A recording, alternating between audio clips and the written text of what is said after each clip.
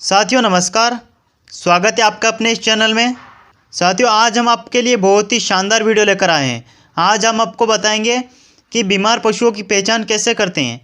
यानी जो पशु बीमार रहते हैं, जब आपको पता नहीं है कि इसको क्या बीमारी है, तो हमें उसकी जांच कैसे करनी है। सर्वप्रथम हमें क्या क्या चेक करना है जिससे हमें पता चले कि इसको क्या बीमारी हुई है। तो आइए वीडियो शुरू करते हैं। वीडियो शुरू करने से पहले आप मेरे चैनल पर नए हैं तो पहले मेरे इस चैनल को सब्सक्राइब करें, लाइक और शेयर करें। साथियों बात करते हैं डायग्नोसिस की। तो सर्वप्रथम जब आप कहीं किसी पशु को देखने के लिए जाएं या कहीं फील्ड में ट्रीटमेंट करने के लिए जाएं, तो सर्वप्रथम आपका कर्तव्य रहता है कि आप पशु मालिक से हिस्ट्री लें। यानी हिस्ट्री लेना आपको बहुत ही ज़रूरी है। आप पशु मालिक से हिस्ट्री लें कि पशु कब से बीमार है, इसका पहले इलाज हुआ या नहीं हुआ है, ये संपूर्ण जानकारी ले। इसको क्या खिलाया है, इसके आपको क्या क्या लक्षण है, उनसे पूरी जांच करें। यानी संपूर्ण जानकारी पहले पशुपालक से आप ले। इसके बाद आप पशु का टेम्परेचर, साथियों थर्मामीटर से पशु का टेम्परेचर चेक करना बहुत ही ज़्यादा ज़रूरी है, क्योंकि हर स्टेज में और हर बीमारी में हमें टेम्परेचर मिलता ही है। यानी बहुत से ऐसे केस होते हैं जो इन्फेक्शन के केस होते हैं, उन पे ज़्यादातर पशुओं का टेम्परेचर मिलता है और हमें यहीं से पता चलता है। जब पशु का टेम्परेचर ही रहता है तो हम किसी एक बीमारी की ओर बढ़ते हैं आगे। जब हमें पता चल जाता है, हम टेम्परेचर ज्ञात करते हैं तो हमें पता चल जाता है कि इसका टेम्परेचर है या नहीं है। तो साथियों टेम्परेचर से भी हमारी बहुत सारी बीमारियां क्लियर हो जाती है। जैसे टेम्परेचर अगर डाउन हो गया है तो हाइपोथर्मिया का केस हो जाएगा, टेम्परेचर बढ़ गया है तो इन्फेक्शन का केस हो जाएगा। यानी टेम्परेचर चेक करने से हमें बहुत ही सारी जानकारी मिल जाती है। इसके अलावा हमें अगला काम करना है पशु के बॉडी कोड को देखना। यानी पशु के शरीर पर हाथ लगा कर देखना। एक हाथ अपना पीछे लगाना है और एक हाथ अपना आगे लगाना और दोनों बॉडी कोड को चेक करना है कि कहीं पिछला गर्म तो नहीं है और कहीं अगला तो गर्म नहीं है, या कहीं दोनों तो ठंडे नहीं है। यहाँ से हमें भी बहुत सारी बीमारियों का पता चलता है। तो हमारा दूसरा काम भी यही है कि हमें उस पशु की बॉडी कोड को चेक करना ज़रूरी है। इससे हमें बीमारी का पता लगने में आसानी हो जाती है। इसके अलावा जो थर्ड स्टेज का काम है हमारा, यानी थर्ड लेवल का काम है हमारा, जब इन दो स्टेज से गुजर चुके आप, तो थर्ड में आपकी बारी है कि आप उसके रुमन को देखें। यानी एसिडोसिस और एल्कलोसिस की पहचान करें कि कहीं ये दोनों बीमारी तो नहीं है। इन दोनों की जांच करने के लिए आप एक तो बाएं कोंख में और एक दाएं कोंख में, एक लेफ्ट साइड और एक राइट साइड, दोनों पर हिला के देखें तो वहीं से भी आपको एल्कलोसिस और एसिडोसिस का पता चल जाता है। और यह भी जांच करना आपको बहुत ही ज़्यादा ज़रूरी है। इससे भी आपकी कई बीमारियां यहाँ से क्लियर हो जाती है।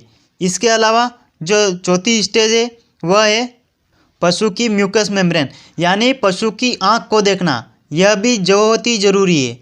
आप आँख को देखकर बहुत ही सारी बीमारियों को अलग कर सकते हैं। आपका चौथा काम यही है कि आप जब भी डायग्नोसिस करें तो म्यूकस मेम्ब्रेन को ज़रूर देखें। चाहे उसको पहले से आपको पता हो कि इसको यह बीमारी है, जैसे आपको लक्षण से पता चल गया, पशुपालक ने बता दिया हो कि इसको यह लक्षण आ रहे हैं, लेकिन फिर भी आप बेहतर रिजल्ट के लिए और बीमारी के जड़ तक पहुंचने के लिए आपको भैंस की म्यूकस मेम्ब्रेन को देखना बहुत ही ज़्यादा ज़रूरी, कि कहीं म्यूकस मेम्ब्रेन पीली तो नहीं हो गई है, कहीं म्यूकस मेम्ब्रेन सफ़ेद तो नहीं हो गई, और या कहीं लाल तो नहीं हो गई, या कहीं आंखें तो अंदर नहीं धसी हुई है। यहाँ से भी हमें बहुत ही सारी बीमारियों का पता चलता है। तो आप हमेशा ध्यान रखें कि भैंस की दोनों आँखों को ज़रूर देखें। इसके अलावा पांचवा आपका काम रहता है, पांचवा आपको काम करना है कि भैंस के दोनों कान को देखना। यानी आप जब भी केस देखने को जाए तो भैंस के दोनों कान को हाथ से पकड़कर देखना कि कौन सा कान ठंडा है, कौन सा कान गर्म है। या यूँ कहे तो आप पशु के कान को पकड़कर बता देते हैं कि इसको बुखार है या नहीं है, वहीं से पता चल जाता है।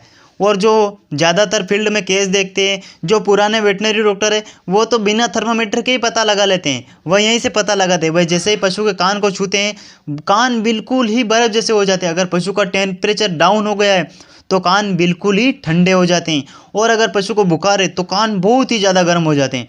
तो आपका पांचवा काम यही है कि आप पशु को हमेशा डायग्नोसिस करें तो उसके कान को भी देख लिया करें। इसके अलावा आप पशु के मुंह को भी देखें। यानी पशुपालक को भैंस पहले अच्छी बंधवा दे, उसके बाद आप पशु के मुंह में देखें कि कहीं इसके मुंह की जो झिल्लियाँ, यानी मुंह की जो परत है अंदर की, जो मसूड़े हैं, वह कहीं पीले तो नहीं पड़ गए, यह किसी बीमारी का लक्षण तो नहीं है। आप वहाँ तक भी जाए और पशु के मुंह में यह भी देखें कि कहीं मसूड़े काले तो नहीं हो गए। जब मसूड़े काले हो जाते हैं तो वह भी अलग बीमारी के लक्षण होते हैं, और जब मसूड़े पीले पड़ जाते हैं तो वह भी अलग बीमारी के लक्षण होते हैं।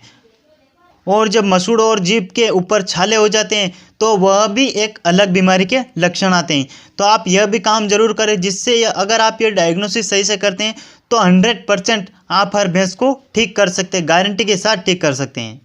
इसके अलावा आप पशु की छाती को भी देखें कि कहीं पशु के छाती में तो सूजन नहीं है, यानी जो दोनों टांगों के बीच का रहता है वो छाती टाइप का रहता है, वो जो गोल गोल रहता है उसको आप परखें, उसको देखें कहीं इसमें तो सूजन नहीं है। साथियों, जब आप यह सारे काम करते हैं तो गारंटी के साथ कह सकता हूँ कि आप 100% किसी एक बीमारी तक पहुँच जाते हैं। और पशु मालिक से आप हिस्ट्री लें कि भैंस दूध दे रही है नहीं दे रही है, पहले आप यह भी पूछे। इसके अलावा भैंस गाभिन है या नहीं है यह भी पूछे। और इसके अलावा आप भैंस दूध कितना दे रही है, यानी भैंस जब से बीमार हुई है उसका दूध कम हुआ है नहीं हुआ है, यह भी आप देखें। तो अगर आप यह सारे क्वेश्चन उस पशु मालिक भाई से पूछते हैं और यह पूरा डायग्नोसिस हमने जो बताया यह करते हैं तो आप 100% किसी एक बीमारी के नतीजे पर पहुंचते हैं और आपको इलाज करने में बहुत ही ज़्यादा आसानी हो जाती है। साथियों, हमेशा ध्यान रखें कि जब आप केस देखने को जाएं तो यह सारे काम करें। अगर आप केवल टेम्परेचर ही देख लेते हैं और कहीं टेम्परेचर कम आ जाए या कम टेम्परेचर बढ़ जाता है तो आप केवल एक ही लक्षण तक पहुंच पाते हैं। अगर आपको टेम्परेचर ज़्यादा मिला है तो आप वहां पर नॉर्मली बुखार का इलाज करते हैं, इसके अलावा आप दूसरा इलाज नहीं कर सकते हैं। इसीलिए हमेशा ध्यान रखें कि जहाँ तक हो सके वहाँ तक पशु की पूरी हिस्ट्री ले और आप जाकर ही वहाँ पर पूरी तरीके से पशु को चेक करें कि इसको कहाँ पर दिक्कत आ रही है। साथियों, ऐसे और हमारे इस चैनल पर नॉलेजेबल वीडियो पाने के लिए आप हमारे इस चैनल को सब्सक्राइब कर लें और साथ ही साथ बेल आइकन को भी दबा लें ताकि भविष्य में आने वाली हर वीडियो की नोटिफिकेशन आपके पास समय समय पर मिलती रहे। धन्यवाद।